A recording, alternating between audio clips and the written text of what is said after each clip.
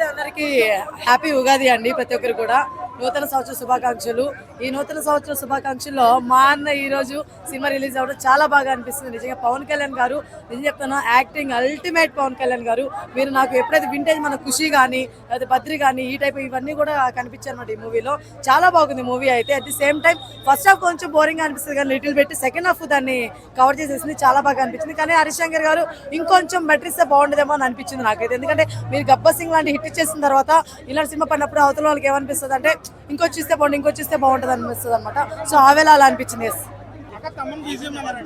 Bro యాక్చువల్గా second half వెళ్ళాను bro నేను సినిమా.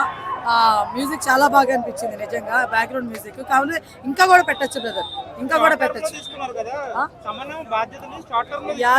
మేబీ ఆ షార్ట్ టర్మ్ వల్ల మేబీ అంత ఇవ్వలేకపోయడం ఇంకా, కానీ ఎమోషనల్ పరంగా మాత్రం బలి కొట్టాడు బీజిఎం. ఇంకా మైండ్ అంటే డిఎస్పీ మిస్ అయ్యానే చెప్తానండి. ఎందుకంటే నా డిఎస్పీ గారి మ్యూజిక్ అంటే చాలా ఇష్టం. సాంగ్స్ అయినా సరే ఏదైనా సరే, ఎందుకంటే సెంటిమెంట్ కి ఒక బీజిఎం ఇచ్చండి డిఎస్పీ, అది మనకి కనీసం ఒక సంవత్సరం కూడా మన మైండ్ వచ్చిపోదు ఆ లెవెల్లో ఇస్తారు. సో అది కొంచెం మిస్ అయ్యాను.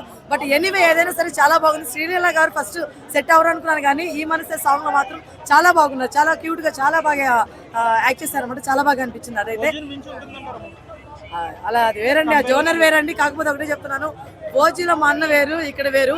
ఇక్కడ వేరే లెవెల్ వింటేజ్ పవన్ కళ్యాణ్ గారు. ఆబ్వియస్లీ హరిశంకర్ గారు అంటే ఆబ్వియస్లీ ఫ్యామిలీ కోసమే చేస్తుంటారు కదా. సో అందరూ వచ్చి చూడొచ్చు అండి, ప్రతి ఒక్కరు చూడొచ్చు. ఫస్ట్ హాఫ్ ఒకటి కొంచెం లిటిల్ బిట్ బోర్ తప్ప సెకండ్ హాఫ్ అదిరిపోయింది. ప్రతి ఒక్కరు వచ్చి వాచ్ చేయొచ్చు. నెగిటివ్ టాక్స్ ని ఎంకరేజ్ చేయొద్దు. ఎస్.